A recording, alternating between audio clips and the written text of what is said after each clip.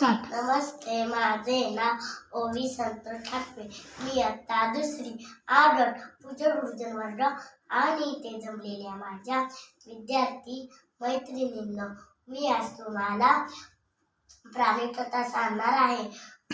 उंदीर, माकड आणि मांजर तिघे होते मित्र.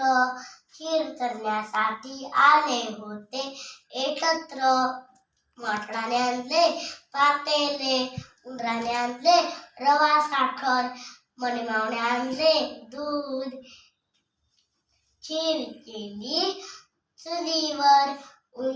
उंदीर माकड आंघोळीला गेले नदीवर. मणिमाऊला म्हणाले लक्ष ठेवा खिरीवर. मणिमाऊला खिरीचा खूप सुंदर वास येऊ लागला. मणिमाऊचा जीव काय रावेचला.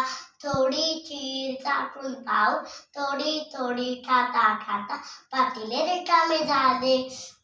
उंदीर माकड आंघोळीवरून आले. खिरीवरचं झाकण काढून पाहिलं तर काय, पातेलं रिकामच झालं होतं.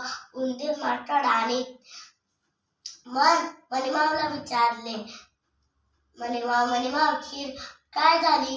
मणिमाऊ म्हणाली, मला नाही ठाऊक, मी तर झोपले होते. मांजर आलं असेल बहुतेक. अच्छा, असं काय? मग त्यांनी एक युक्ती केली. काय केलं माहितीये का?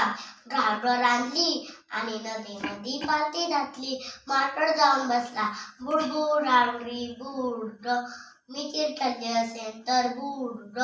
घागर काही बुडालीच नाही. म्हणाली उंदराची पारी. तोही तसंच म्हणाला, बुडबुड आगरी बुड, मी खीर खाल्ली असेल तर बुड.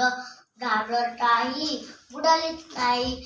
म्हणाली मांजराची पारी. खोटारडी मणिमाऊ मणिमाऊ घाबरत जागेवर बसली. बुड बुड घागरी बुड, मी खीर खाल्ली असेल तर बुड. घागर हळूहळू पाण्यामध्ये बुडू लागली.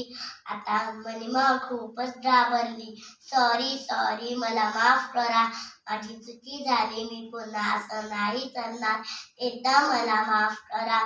म्हणून सांगते, खोटं कधी बोलू नये, चोरी कधी करू नये. जो चोरी करतो देव त्याला शिक्षा देतो. थँक्यू, धन्यवाद.